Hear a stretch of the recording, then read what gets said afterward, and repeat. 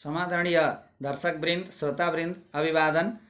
त दर्शकवृन्द, यहाँहरू समक्ष विभिन्न अध्यात्ममा आधारित चर्चाहरू लिएर उपस्थित हुने क्रममा आज अलिकति गहन किसिमको आत्मा अनि शरीर सम्बन्धलाई कस्तो किसिमको सम्बन्ध रहेको हुन्छ भन्ने विषय र सन्दर्भ लिएर उपस्थित भएको छु। त समादरणीय दर्शकवृन्द, श्रोतावृन्द, मानिस जन्मने र विशेष गरी 60, 70, 80 वसन्त अथवा 100 वसन्त पार गरेपछि यो पञ्चतत्वको शरीर, पृथ्वी, जल, तेज, वायु, आकाश मिलेर बनेको यो 5 तत्वको शरीर माटामा विलिन हुने र यो शरीरलाई चलाउने जुन ऊर्जाको रूपमा रहेको, जसलाई हामी आत्मा भन्दछौँ, यो आत्मा एउटा सूक्ष्म तत्वको रूपमा वायुमण्डलमा रहने गर्दछ। हाम्रो अध्यात्मले हामीलाई यसरी नै विश्लेषण गरेको छ। समादरणीय दर्शकवृन्द, त यो शरीर र आत्मा यी एकअर्कामा छुट्टिने र मिलन हुने प्रक्रिया नै वास्तवमा हामी मानिसका लागि जन्मने र मर्ने प्रक्रिया भन्ने हामी बुझ्दछौँ। मर्ने भनेर अस्तित्व नै सकिने, नासिने होइन। शरीरलाई केवल आत्माले अथवा आत्मरूपी ऊर्जाले त्यागिदिने हो। जुन ऊर्जाले, जुन आत्माले शरीर चल्दथ्यो अथवा जुन ऊर्जाले शरीर सञ्चालित थियो, त्यो एउटा प्रकृति विज्ञानको शरीर छोडिएको वा अलगिएको भन्ने बुझिन्छ, जसलाई हामी मरण अथवा मृत्यु, निधन विभिन्न शब्दले पुकार्ने गर्दछौँ। त मेरा समादरणीय दर्शकवृन्द, यो शरीरबाट अलगिएपछि जान्छ कहाँ त? हाम्रा विभिन्न धर्मशास्त्रहरूले अनेक किसिमका तर्कहरू दिएका छन्। जान्छ कहाँ, हुन्छ के? यस्तै चर्चा लिएर आज यहाँहरू समक्षमा उपस्थित भएको छु। त मेरा समादरणीय दर्शकवृन्द, आज हामी यस्तो विषयको बारेमा चर्चा गर्दैछौँ जो हामी जन्मनुभन्दा अगाडि कस्तो मनोवृत्तिमा रहेका थियौँ र अब हामी यो मानव चोला बिताएर अथवा चाहिँ हाम्रो यो मानव चोलालाई आत्मा, जुन ऊर्जा रूपी आत्मा रहेको हुन्छ, यो आत्माले हामीलाई त्यागिदिँदा जान्छ कहाँ? हामी त्यसैको बारेमा एकैछिन चर्चा गरौँ। त विभिन्न हाम्रा इतिहास, पुराण र धर्मशास्त्रहरूले बताए अनुसार अथवा चाहिँ दिएका तर्कहरूका आधारमा त्यसलाई विश्लेषण गर्दा, चिन्तन गर्दा हामी कस्तो निष्कर्षमा पुग्न सक्छौँ भने यो पाँचभौतिक शरीर हो, जो पृथ्वी, जल, तेज, वायु, आकाश 5वटा तत्त्व मिलेर बनेको यो एउटा प्रकृतिको विज्ञानले संरचना गरेको शरीर हो। यो प्राकृतिक वस्तु, यो प्राकृतिक वस्तुलाई एउटा वस्तुभित्र उत्पादित एउटा जुन आत्मारूपी जुन ऊर्जा हुन्छ, त्यो ऊर्जाले यो शरीरले विभिन्न अङ्ग प्रत्यङ्गले काम गरुन्जेल यो जीवित झैँ अनेक क्रियाकलापहरू यो शरीरले गर्दछ। अनेक क्रियाकलापहरू हाम्रो यो शरीरका अङ्गहरूले, इन्द्रियहरूले, मनले अथवा कल्पनादेखि लिएर हाम्रा शारीरिक क्रियाहरूले गर्ने गर्दछन्। जुन दिन यो शरीरका कुनै अङ्गहरू अथवा शारीरिक अङ्गहरू कमजोर हुन्छन्, काम नलाग्ने हुन्छन्, हामीलाई त्यो ऊर्जाले त्यागिदिन्छ अथवा त्यही ऊर्जाले त्यो अङ्ग सञ्चालन गर्न नसक्ने हुँदा अनि हामी आत्माबाट शरीर अलगिन बाध्य हुन्छौँ। त यो विशेष गरी आत्मा र शरीरको सन्दर्भ छ। समादरणीय दर्शकवृन्द, त्यो आत्मा र शरीरको सन्दर्भलाई कसरी विश्लेषण गरेको पाइन्छ भने विशेषतः हामीभित्र, हाम्रो शरीरमा रहेको जुन आत्मारूपी जुन ऊर्जा हुन्छ, यो ऊर्जा एउटा सूक्ष्म तत्त्वको रूपमा, सूक्ष्माणुको रूपमा, अत्यन्तै सानो अणु, परमाणु, सूक्ष्माणु अथवा चाहिँ इलेक्ट्रोन, प्रोटोन, न्युट्रोन, इलेक्ट्रोन सबभन्दा सानो भनेर विज्ञानले प्रमाणित गरेको छ। त्यो भन्दा पनि तेस्रो, चौथो स्टेज पर गएर त्यति सूक्ष्माणु बनेर रहेको हुन्छ, जो हावामा रहन्छ दर्शकवृन्द। र यो वायुमण्डलमा रहँदा रहँदै आकाशबाट बाहिर जान सक्दैन र जाँदैन। यो वायुमण्डलमा रहँदा रहँदै शरीर रहँदाखेरि जस्तो किसिमको मनोवृत्ति त्यो शरीरले गरेको थियो, जस्ता किसिमका क्रियाकलापहरू गरेको थियो, जस्तो आहार गरेको थियो, जस्तो क्रियाकलापहरू गरेको थियो, जस्तो उसको मनोवृत्ति र मन मस्तिष्क रहेको थियो, जस्तो उसको मानसिक चरित्र रहेको थियो, ती सबै कुरा मिलेर समग्रमा अन्तिम एउटा सूक्ष्माणुको रूपमा चाहिँ सङ्ग्रहित भएको हाम्रो शरीरको आत्मारूपी जुन ऊर्जारूपी सूक्ष्माणु हुन्छ, त्यो सूक्ष्माणु वायुमण्डलमा भ्रमण गरिरहेको हुन्छ। अब जब त्यो एउटा शरीरलाई त्यसले छोड्दछ, छोडिसकेपछि उसले कुनै न कुनै आश्रय लिने अर्को शरीरको खोजी गरिरहेको हुन्छ। तर मेरा समादरणीय दर्शकवृन्द, त्यसले त्यस्तो शरीर खोजिरहेको हुन्छ, त्यस्तो वस्तु खोजिरहेको हुन्छ त्यसले, कि उसले पूर्व शरीरमा रहँदा कस्ता किसिमका मनोवृत्तिहरू, चरित्रहरू, क्रियाहरू अनि स्वभावहरू थिए, त्यस्तै खालको स्वभावको खोजी गर्दछ। ऊ अरू स्वभावको शरीरमा गएर अरू स्वभावको कुनै ठोस वस्तुमा गएर ऊ स्थिर रहन अथवा रहन सक्दैन मेरा समादरणीय मित्र। ताकि उसले मनोवृत्ति शरीर रहँदा जस्तो किसिमका चरित्र थिए, जस्तो आहार थियो, जस्तो शयन थियो, जस्तो भ्रमण थियो, जस्तो उसको मानसिक चिन्तन थियो, उसका हरेक 10 इन्द्रियले, कर्म इन्द्रियले, ज्ञान इन्द्रियले जस्ता कर्महरू गरेको थियो अथवा चाहिँ जुन जुन क्रियाहरू गरेको थियो, त्यही क्रियाका आधारमा उसँग मिल्दो जुल्दो स्वभाव त्यो सूक्ष्माणुको पनि हुन्छ र त्यसले त्यस्तै किसिमको मिल्दो जुल्दो स्वभाव भएको प्राणीको वा शरीरको वा ठोस वस्तुको खोजी गर्दछ।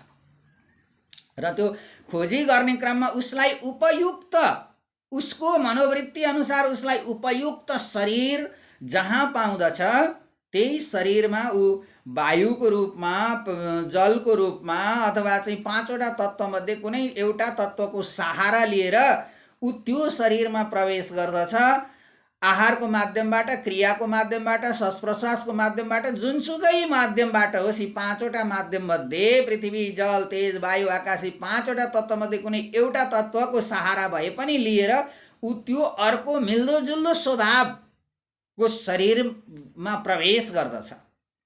र हरेक व्यक्तिको शरीरभित्र जस्तो किसिमका सूक्ष्माणुहरू प्रवेश गर्छन्, त्यस्तै किसिमको गुणहरू उत्पादन गर्ने रसायन ग्रन्थि रहेको हुन्छ मेरा समादरणीय मित्र। र त्यो रसायन ग्रन्थिले त्यस्तो किसिमको जुन सूक्ष्माणु प्रवेश गर्दछ कुनै 5 तत्त्वमध्ये एउटा तत्त्वको माध्यम लिएर, र त्यसलाई त्यसरी नै त्यो रसायन ग्रन्थिले त्यस्तै मनोवृत्तिमै समाहित गर्दछ। अर्को मनोवृत्ति भएको, अर्को चरित्र भएको त्यसमा समाहित हुन सक्दैन मेरा समादरणीय मित्र। ताकि मिल्दो जुल्दो प्रकृतिको स्वभाव, प्रकृति भएको सूक्ष्माणु मात्र त्यो ठोस वस्तुमा मिल्न सक्दछ, समाहित हुन सक्दछ। अन्यथा ऊ फेरि त्यहाँबाट झुक्किएर प्रवेश गरी गएछ भने पनि कुनै माध्यमबाट ऊ बाहिरिएर उसँग मिल्दोजुल्दो प्रकृति नभएको हुनाले त्यहाँ स्थिर रहन नसकेर अनि बाहिरिएर अन्य किसिमको उसँग मिल्दोजुल्दो शरीरको वा ठोस वस्तुको खोजी गर्दछ। आफै प्राकृतिक रूपमा त्यो खोजी गरिरहन्छ र जहाँ उसलाई उपयुक्त हुन्छ त्यहाँ गएर ऊ समाहित हुन्छ। र मेरा समादरणीय मित्र, यसरी आत्माले अर्को जन्म लिन पुग्दछ अथवा आत्मा अर्को जन्म वा शरीरमा प्रवेश गर्दछ। अनि जुन शरीरमा गएर मिल्दोजुल्दो प्रकृतिसँग ऊ स्थिर भएर रहन्छ, त्यस शरीरमा त्यही किसिमका मनोवृत्तिहरू विकास हुन थाल्दछन्, त्यही किसिमका चरित्रहरू विकास हुन थाल्दछन् र त्यसै किसिमको मनोवृत्ति उसले फेरि अर्को शरीरमा पनि धारण गर्दछ। र मेरा समादरणीय मित्र, यसरी जब ऊ अन्तर्निहित भएर अर्को प्राणीको वा अर्को ठोस वस्तु, प्राणी होस्, पशु अथवा चाहिँ जीव जन्तु वा जुनसुकै वनस्पति, जुनसुकै ठोस वस्तुहरू, तिनीहरूमा ऊ एउटा आत्माको रूपमा, ऊ एउटा ऊर्जाको रूपमा विकसित हुन्छ र त्यस वस्तुलाई उसले सञ्चालन गर्ने काम गर्दछ। अब पूर्व उसको मनोवृत्ति जस्तो छ त्यस्तै मनोवृत्तिको रूपमा त्यो शरीरमा गएर विकास हुन्छ। उसको मनोवृत्ति अगाडिको जस्तो किसिमको छ नि मेरा समादरणीय मित्र, त्यस्तै मनोवृत्ति त्यो ठोस वस्तु पाइसकेपछि, उसलाई उपयुक्त त्यो शरीर र उपयुक्त वातावरण प्राप्त गरिसकेपछि ऊ त्यही मनोवृत्ति लिएर विकसित हुन सक्छ, अर्को मनोवृत्ति परिवर्तन गरेर विकसित हुन सक्दैन। त्यसै कारण मेरा समादरणीय मित्र, हाम्रा विभिन्न धर्मशास्त्र, इतिहास, पुराणले यसैलाई अर्को जन्मको शब्द अथवा संज्ञा दिएको पाइन्छ। जस्तो हाम्रो गरुड पुराण अन्तर्गत गरुड पुराणले के भनेको छ, मृत्युपछि आफ्ना पाप पुण्यका अथवा आफ्ना कर्म अनुसार फल भोग गर्दछ भन्दछ नि मेरा समादरणीय मित्र। वास्तविक यथार्थ त्यही हो।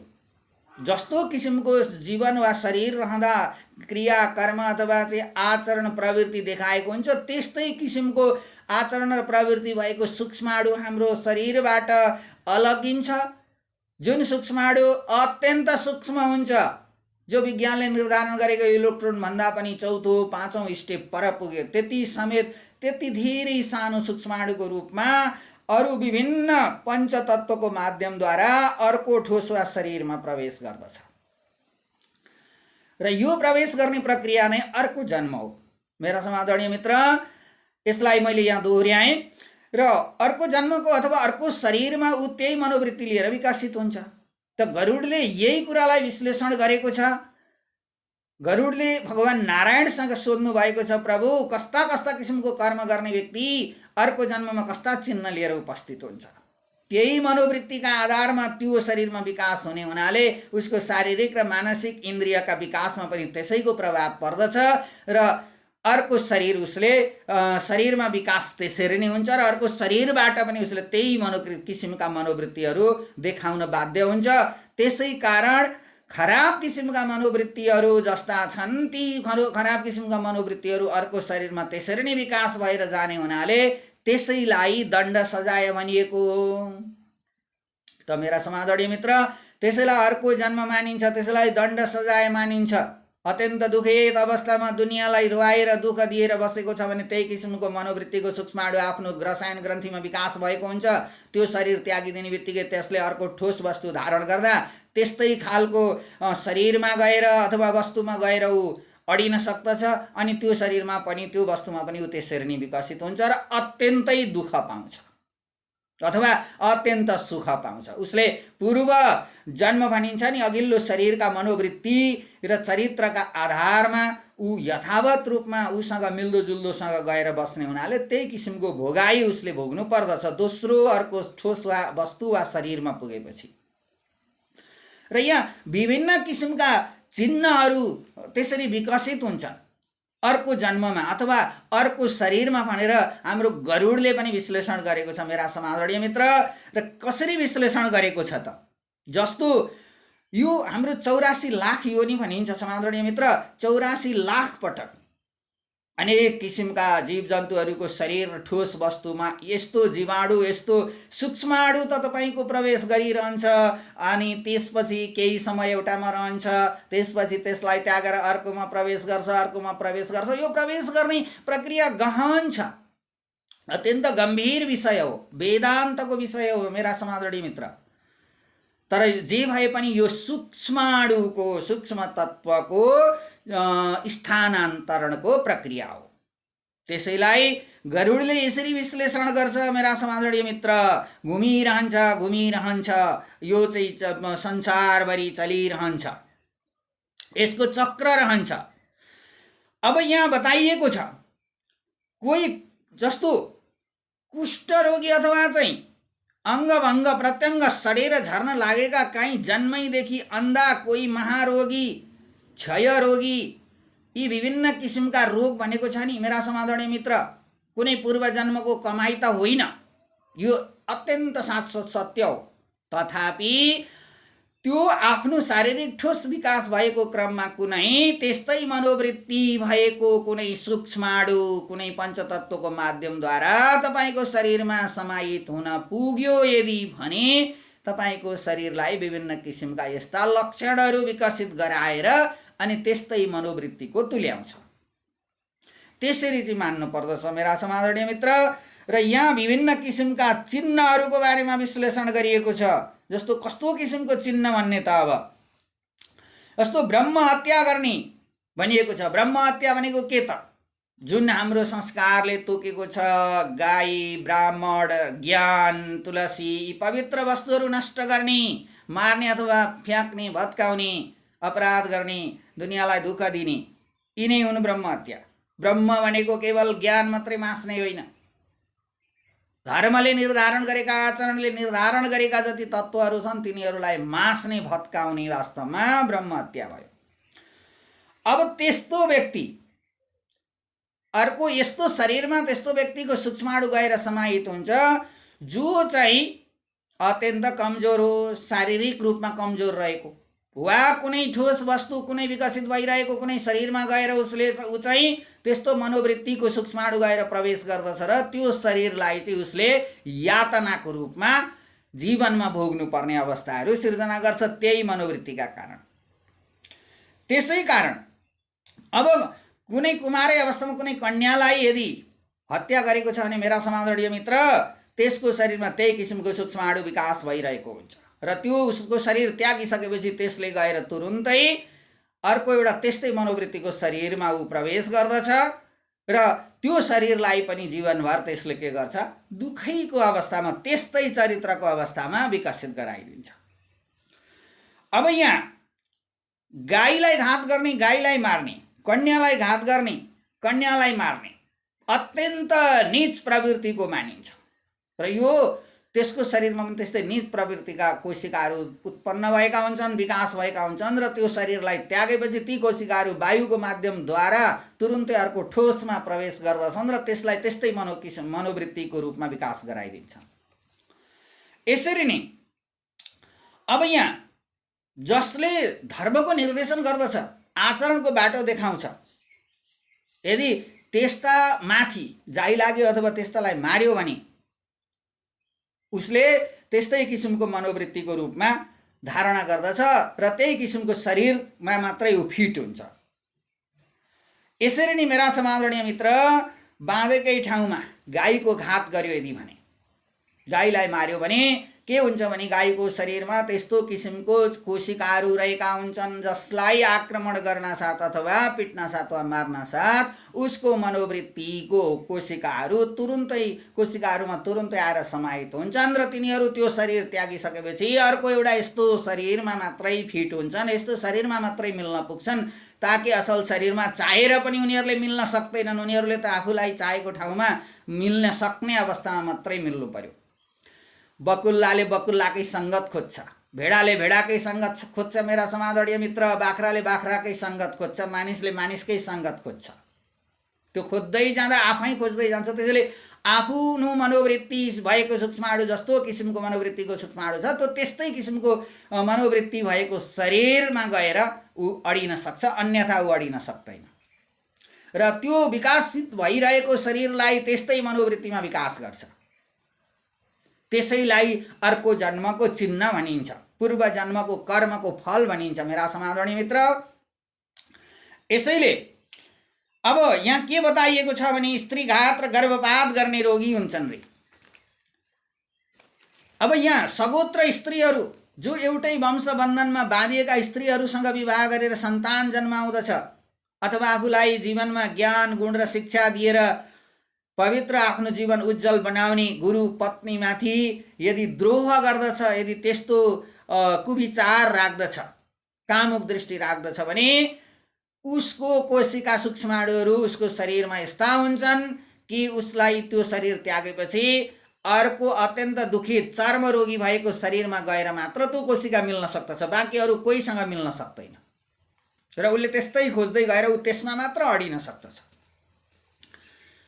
त्यसै कारण मेरा समादरणीय मित्र, अब यहाँ भनिएको छ कुनै पनि जीवको हत्या गरेर खाँदा त्यस्तै किसिमका कोशिकाहरू विकास भएका हुन्छन्, त्यस्तै सूक्ष्माणुहरू आफ्नो शरीरमा विकास भएका हुन्छन्। आफ्नो शरीरलाई आफ्नो आत्माले छोडिसक्दा त्यो आत्मासँग समाहित भएका ती कोशिकाहरू त्यस्तै किसिमको मनोवृत्ति भएको शरीरमा गएर समाहित हुन्छन् र अत्यन्त दुःख पाउँदछ। यसरी नै अब यहाँ अखाद्य वस्तु भनिएको छ, मदिरा भनिन्छ नि मेरा समादरणीय मित्र।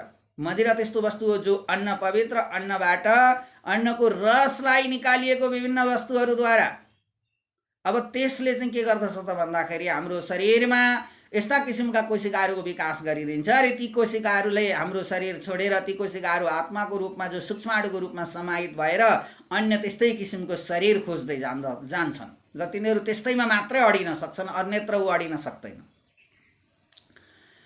यसरी नै अब घमण्ड गर्दछ भने उसको घमण्डी अहंकार रूपी प्रवृत्तिको जुन सूक्ष्माणु हुन्छ नि त्यो त्यस्तै घमण्डी प्रवृत्तिको रूपमा गएर अर्कोसँग समाहित हुन्छ र जीवनभर उसले त्यही किसिमको दुःख पाउँछ। झुटो बोलेको छ, ढाँटेको छ, उचनिच भनेर व्यवहार गरेको छ भने पनि मेरा समादरणीय मित्र त्यस्तै कोशिका सूक्ष्माणु विकास भएको हुन्छ र शरीर त्यागिसक्दा ऊ त्यस्तैमा गएर मिल्न पुग्दछ। अरू उत्तममा गएर राम्रो मनोवृत्ति भएको असल चरित्र भएकोमा गएर ऊ अडिन सक्दैन मेरा समादरणीय मित्र। त्यसैले अब तयार भएको विवाहलाई बिगारिदिने, जसको दुई केटा र केटी बीचको जुन प्रेम सम्बन्ध विवाह हुन लागेको थियो नि, यो प्रेम सम्बन्धमा बीचमा तगारो बन्ने अथवा हुन लागेको विवाह भड्काउने त्यस्तो व्यक्तिको मनोवृत्तिको जुन शरीर त्यागे पश्चातको सूक्ष्माणु एकल भएर रहनुपर्ने हुन्छ। किनकि उसलाई रिस छ नि, यी दुई जोडी दम्पति जोडिन आँटे भन्ने जुन रिस अथवा रिस रागका कारण, ईर्ष्याका कारण उसले छुटाउन खोज्यो, त्यही किसिमको मनोवृत्तिको सूक्ष्माणु उसको शरीरमा रहेको हुन्छ मेरा समादरणीय मित्र। र उसले त्यस्तै आत्मामा समाहित भएर शरीर त्यागे पश्चात त्यस्तै किसिमको मनोवृत्ति भएको शरीरमा ऊ गएर समाहित हुन पुग्छ र जीवनभर उसले त्यही मनोवृत्तिमा भोग्नु पर्दछ अथवा दुःख पाउनु पर्दछ। यो जीवनको अथवा प्राणीको जीवन चरित्र त अथवा जीवन चक्र त कति हुन्छ र मेरा समादरणीय मित्र? मानिसको 80-90 100 वसन्त होला, बाँकी अरूको कति होला र? सबै जीव जन्तुको यहाँ हिसाब भएको हुन्छ। त्यसैले ऊ हाम्रो शरीरबाट अलग्गिने जुन सूक्ष्माणु हुन्छ नि, त्यो कोसँग मिल्न सक्दछ?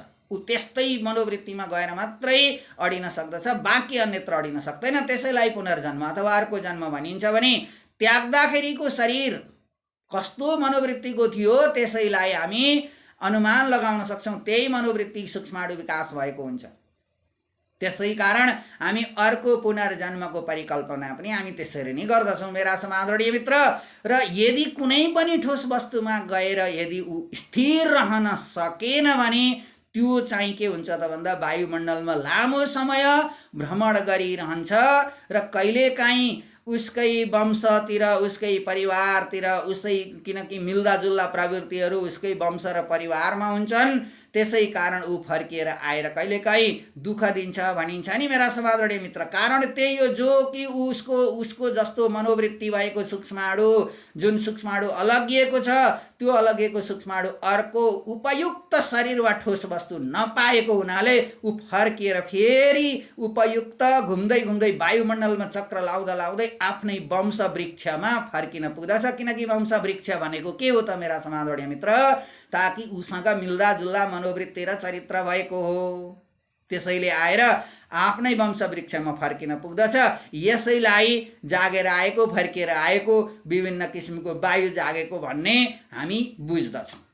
त्यसै कारण मेरा समादरणीय मित्र, यी विभिन्न किसिमका आध्यात्मिक जुन चर्चाहरू रहेका छन्, शरीर र आत्मा सम्बन्धका चर्चाहरू, यो भिडियोमा यहाँहरूलाई मैले यिनै विषयवस्तुको बारेमा चर्चा गर्दै रहेँ। बाँकी अन्य यस्तै किसिमका चर्चाहरू लिएर अर्को भिडियोमा उपस्थित हुनेछु मेरा समादरणीय मित्र।